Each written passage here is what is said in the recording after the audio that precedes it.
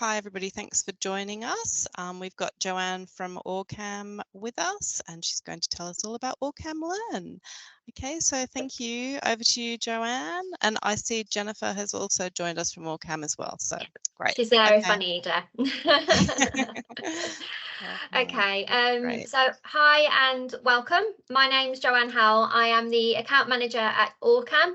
So I am involved with onboarding and supporting schools to ensure that they have an awareness of all the capabilities of the OrCam and can use it to the best of their ability. So I'm here to basically show you what the OrCam is and get you thinking about how it can be used across your setting as well. So I'll quickly show you what an OrCam looks like. So it's this little handy device there. As you can see, there's not much to it, which means it's easy for students to use because there's not many buttons for them to navigate at all. So it's a piece of assistive technology and it's powered by AI. And the basic idea of it, if you want to get into the basics, it provides the opportunity for students to access the curriculum. We know that reading is the key foundation of the curriculum. So accessing maths or any other subjects, they need to be able to read. So this provides that opportunity and that strategy to help, but it also supports with the development of the skill of reading and comprehension as well. So let's have a look at it then. So this basically has a camera at the front. So what this does is that it captures text. So it will capture printed text, it will capture digital, laminated. So thinking about the resources within the classroom, it doesn't limit you to just paper-based resources. You can have accessibility on computer screens and also thinking about the displays in the classroom as well. It will capture. So the whole environment is then accessible to a student. There are lasers at the bottom here. So we have two types of lasers. So one laser will enable you to capture a whole page of text and read it back to you. The other one is a single laser, which means that it will capture individual words. So depending on the confidence of the student, they can have the choice as to whether they want a full page of text read to them or just a single word. You have one of the main buttons here, which is your trigger button, which is nice and easy. When you think about holding a pen, it's a natural button and position for a student to press there. So that's your trigger button. That's what they will use to capture the text and to come out of settings that they may want to come out of. You have a plus and minus button here as well, which controls the volume when it's not reading, and it can also help you navigate other functions within the menu as well. And then these four bars here, so you've got your power button there. So if I just turn mine on, you'll see I've got four. Hi, Matthew. There you go. It's registered to Matthew here. So you've got four lights, 25% per circle. So the battery obviously will be 100% at the moment. And here you've got underneath a green light. This indicates that I'm connected to Wi-Fi, which is key to be able to access all the features that are on the device. So first of all, as we said, it does capture a full page of text. So what I'm going to try to do today is to very briefly show you the main functions so you can hear it and you can see it for yourselves. And so if I just show you, obviously I'm going to demonstrate it here for you to see, but in order for it to be accurate, I'm going to place it back on the table so that it reads accurately. So if you see here, when I press the trigger button, you can see the frame and you can see I can pull it out and I can shrink it down to fit the size of text that I want to capture. So what I'm going to do, I'm going to take a picture of that text there. Let's just have a go at that, sorry. There we go. So I'm going to capture this text. Mr. Wonder was standing all alone just inside the open gates of the factory. And what an extraordinary little man he was. He had a black top hat on his head. He wore a tailcoat made of a beautiful plum-coloured velvet. Okay, I'm going to stop that there. So you can see the voice is quite authentic. You think about technology, it's not as robotic as you'd think it would be. It's a nice, natural sounding voice. It takes note of punctuation as well, so you can hear intonation when it's actually reading, which is a great model for students. Obviously, the way that they learn to read is by hearing it modelled in one strategy, so they can hear hear that intonation and they can replicate that when they then read to whoever that may be.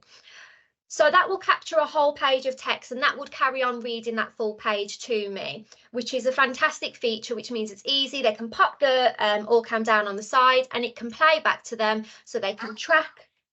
Sorry, I'm going to put that on suspend a second. So they can track it if they want to with their finger, or just enjoy the reading experience. So that's the first main feature of the OrCam. What I'm going to talk through now are the other features that are available. And what's nice, as I mentioned, there's not many buttons on here. So the main way to navigate these features are through vocal commands. And students, your children will be very well aware of Alexa and Google. So this replicates a very similar style to those by saying, hey OrCam. So once you say, hey OrCam, it will trigger a command. So the first feature I'm going to show you after the text-to-speech will be a dictionary function. So the dictionary function has the Oxford Dictionary embedded onto the device. So when I indicate that I want it to define a word, it will switch to a single laser automatically. I don't have to do that, and it will give me the definition of a word. So I'm just going to unsuspend it now so it can hear me. Just wait for it to come back on. Suspended. Oh, there we go. That's me messing around with that. So we'll wake it up.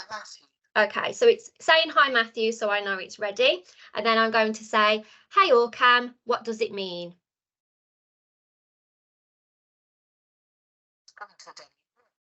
So now I'm going to point at any word, and as you can see, it's changed to the individual laser there. So I'm going to have a go at this one. Let's see.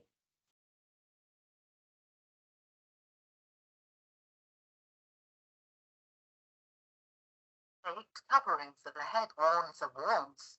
As a fashion item, or as part of a uniform. Okay, so I'm going to come off that now.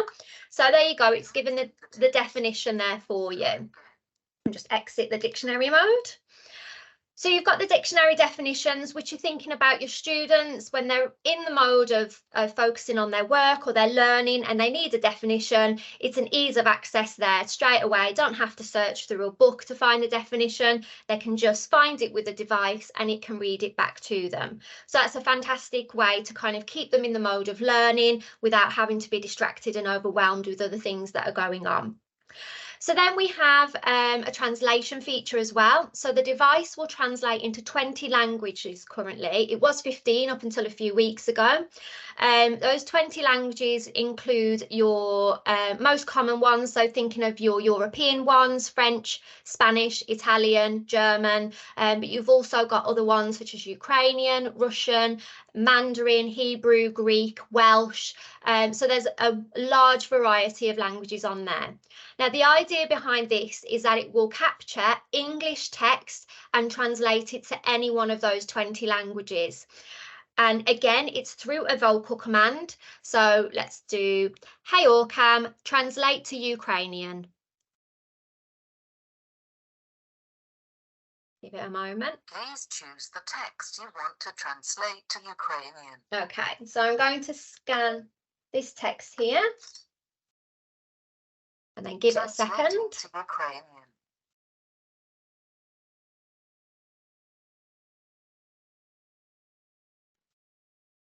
Скарвонка стояв зовсім один у відчинених воротах фабрики.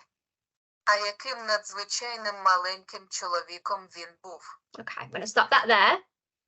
Okay, so as you can see, sorry, come out of that now.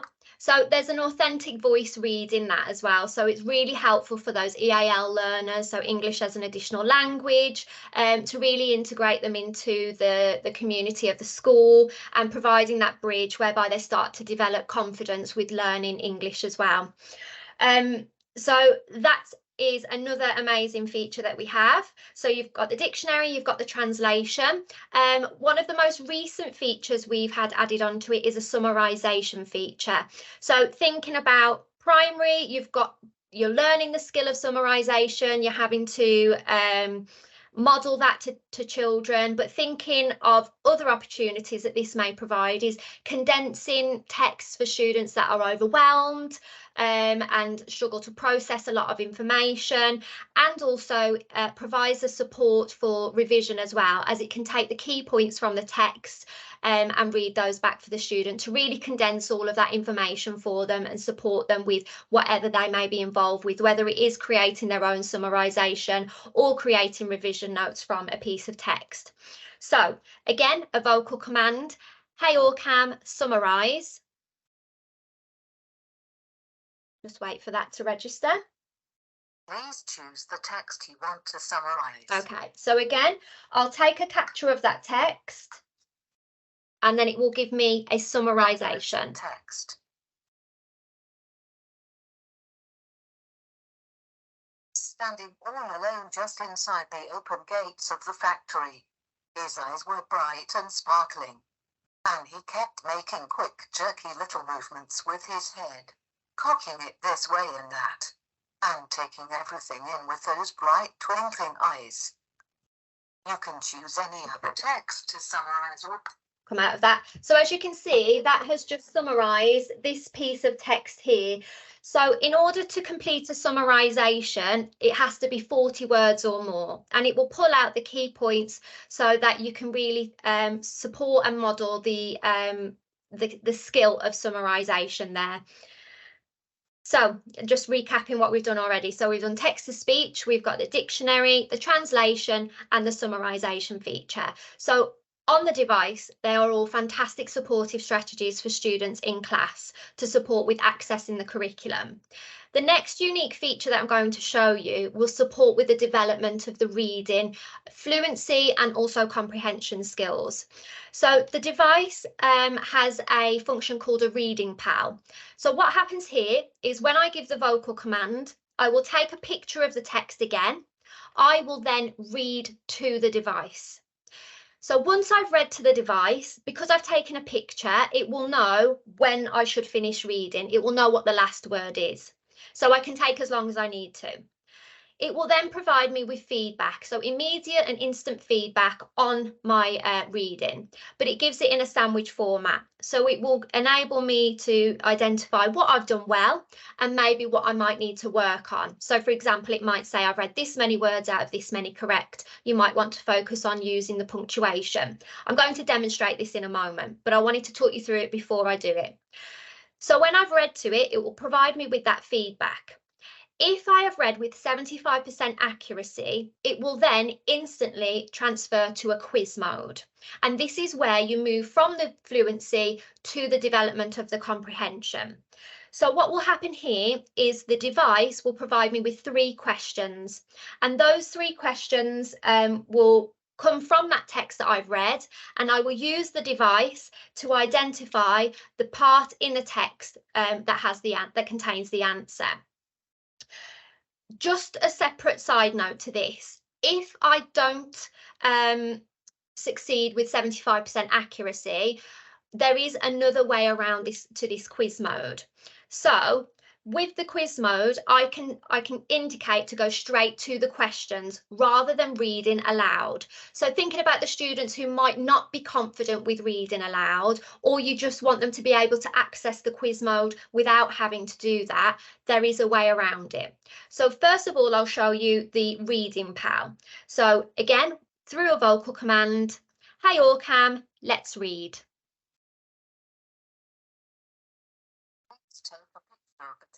Okay, so I'm going to try and just get a smaller amount so I'm not reading to you for too long, because you don't really need to hear me read. Wait, please start reading. Okay, so Mr. Wonka was standing all alone just inside the open gates of the factory. And what an extraordinary little man he was. He had a black top hat on his head. He wore a tailcoat made of beautiful plum-coloured velvet. His trousers were bottle green. His gloves were pearly grey. And in one hand, he carried a fine gold-topped walking cane. Covering his chin, there was a small, neat, pointed black beard, a goatee, and his eyes, His eyes were most marvellously bright. They seemed to be sparkling and twinkling at you all the time. The whole face, in fact, was alight with fun and laughter. Star. You've read 99 out of 99 words correctly. You may want to work on pausing at commas and at the end of sentences when you read. You read 10 sentences out of 11 with complete accuracy. You read very fluently. Now it's time for some questions. So I am now going to the comprehension mode. A sentence that contains the answer to the following question. We'll do one question together. Here is the first question. What was Mr. Wonka? Okay, so what was Mr. Wonka? I'm then going to use my device. So if I show you here, it goes again to the single laser for me to locate it in the text. So I'm going to, let's see if I'm going to do a wrong answer initially. Let's see if it picks it up. Oh, because I held it for too long. Are you sure? So Let's try again. It will give me a prompt. So let's try this. Extraordinary little man. You've got 2 questions to go. Here is the next question. I'm going to come out of that because I'm aware of the time. So, because I want to show you what happens with all of that, because you're thinking, well, that must be fantastic, but how do I know how that student's got on? Because obviously, as a teacher, as a SENCO or a teaching assistant, whatever role you may play, you will need to be informed about how that student is progressing. So all of that data, thinking about the text to speech, thinking about the reading pal and the comprehension, all gets transferred onto a portal. And this is real time as well. So I've just completed this session. When I go onto the portal now and show you, you'll see that all of the data will be up there. So what I'm going to quickly do now is just very briefly share my portal with you. So on the screen now, you should see that Matthew's data is on here because that's who it's linked up to at the moment. So what you can see is a brief overview of all of the analytics that the device has pulled. Just an aside note to this, when this was developed, we asked SENCOs and teachers what kind of information they felt they needed to be provided to them in order to support with understanding and assessing the students. And this is what they've suggested to us. So we've taken that feedback and developed the portal based on all of that feedback from teachers and SENCOs. So we've got the overall reading in the last 7 days. It will give you a 7-day overview. You can view previous 7 days as well. And you'll have here how many words were read by the OrCam, so that's text to speech. You've then got how many words were read by the student. So this week, Matthew's read 532 words. This week, sorry, just going to suspend that a second. We've got 2 hours and 11 minutes of usage. And Matthew has tried to answer 12 questions and he's got 10 correct so far this week. So that's a brief summary. It does then break it down into more detail for you. So it breaks it down into reading pal. So as you can see here, we've got the data presented in a couple of ways. You've got the accuracy day by day. So in particular, if we look at yesterday, Matthew read a text that was below year group level. So I've inputted his data and it's assessed that the book is below year group level, but it was 99% accuracy. Today, he's reading an above year group text and he's been 100% accurate. So it breaks it down day by day so you can see what the accuracy is like day by day. And then you can have a look at a weekly overview as well. So you can identify what percentage of the text that he's reading are below, at or above year level. And you've then got the average amount of time that they've spent on the reading pal as well. So each session, on average, how long was he reading for? So you can see on average, Matthew reads for 2.75 minutes when he's undertaking the reading pal sessions. You've then got a breakdown of the comprehension. So you've got your fluency, you've got your accuracy, and then we move on to the comprehension. So as you can see here, we've indicated what type of questions were asked. So you have an idea of the strengths and potential next steps to work with your student. So he's had a go at a when question. He did get it right, but it took him a couple of attempts. So we may need to work on locating when questions within a text. And you can use that data and really unpick that as to what support you need to provide for your student. You've then got an overall comprehension overview as well. But for me, this is my favourite graph because I like to really unpick what type of questions they're working on and how successful they've been. At the bottom, this is where you can really view all of the data that's available to you. So we've got his overview by the sessions here, and you can break that down into different areas that we provide information on. So we've got the word count per minute. So I'm just going to stick with that for the moment. And you can see we can look at 7 days, 30 days, or the year. So at the moment, I'm viewing his sessions throughout the year so far. And I can start looking at trends and identify if there's been a potential dip, and I can really unpick what the concerns might be for that. Bearing in mind, this is a demo, so this is not a real student, and hopefully we wouldn't see such fluctuations here with the sessions. But I'm going to click on, let's have a look at this one. So September, actually, let's have a look at this one a bit longer. There we go. So Tuesday, September 26th, we can see here that all of that information has been broken down here even further. So we've got the word count per minute, we've got the accuracy when reading, what type of text level it was, and then the type of words that were read. So high frequency words, it was 100% accurate. 2-syllable accuracy was 100%, but actually 3 syllables, we were on 88%. You can then see punctuation, if any words were omitted, and the total amount of words that were read as well. And at the bottom, the last little bit of data, you're provided with the comprehension session, what questions were asked for that particular session, how long it took to locate the answer within the text, and whether there were a couple of attempts to actually answer that question. So you can really see that the data is broken down for you in order for you to really unpick the positives, but also the next steps when supporting your students. And hopefully this will be something that can support you when you're making decisions on that progress of that student. This demonstrates the fluency and the comprehension, which are obviously key skills when you're looking at progress within reading overall. So I'm just going to stop sharing that for a moment. That is the OrCam Learn in a nutshell. So that one little handy device has got what I like to see is like a reading strategy that has lots of different features to support students within the classroom. From my perspective, I used to be a teacher myself and a SENCO, so I see the benefits across the classroom for all. But obviously there are certain children that you may already be thinking about that actually this is a perfect opportunity for them to have the device in the classroom and support with their development of reading.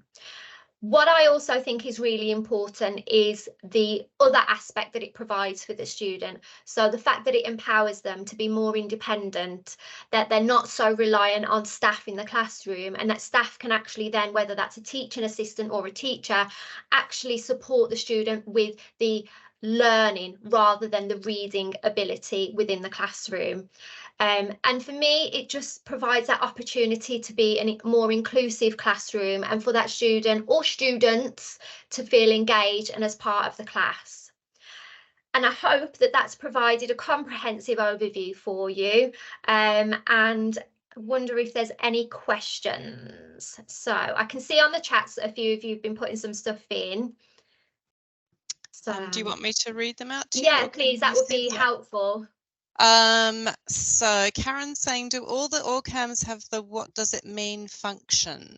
They should do if they've been updated. So if you have an OrCam and you haven't plugged it into the charger for a reasonable amount of time, you won't get the updates. But the dictionary was placed on there around June time, I believe. So they're all the updates should be on there for all of the OrCams. I hope that answers the question. Yeah, Karen, you can unmute yourself if you like to let Joanne know if that has answered your question. don't know if she can unmute herself actually. Anyway, Karen, just type in the chat if that She put has thank you, so I'm hoping that that's okay. answered Yeah, it. And then Bez said, how does OrCam know if the text is below or above level? Yeah, we get that Does this, question.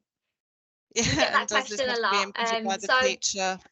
yeah, which is an understandable thing to ask as well. So obviously I am not a full technical person, but we work with the research and development team and the product team to try and understand this, to be able to support you guys and answer that question. So working with them, they've shared with us information that they've basically, through algorithms and through AI, they input language models into the device, and all of these language models support with leveling of texts. So that's how I can most easily explain it, is that they input the technology that provides language models to measure the ability of the text. So I think that takes into account the vocabulary. I think it takes into account the sentence length and the sentence structure and the paragraph lengths, and it measures all of that and places it into above, at or below. So hopefully that answers your question. And then Claire is saying, is it possible to use the OrCam to read from a screen, e.g. phone or Kindle? Yes, yeah. I'm not sure about a Kindle actually. That's not something I've tried yet, but we know that it can read off a screen. So I would have thought it would do it off a Kindle as well. That's certainly something I need to try out, but we are very confident in saying that it will read off a computer screen. So for me, that should also transfer onto a Kindle as well. Oh, there you go. Thanks, David. It does read a Kindle. And Maureen is saying, what we found most difficult was setting up the device the very first time and allocating it to a student. Can you take us through that? I can do. What I would probably like to do is get your information and set up a different meeting with yourself, if that's okay, because part of my role is making sure that I now have that touch point with schools and I talk them through activating the device.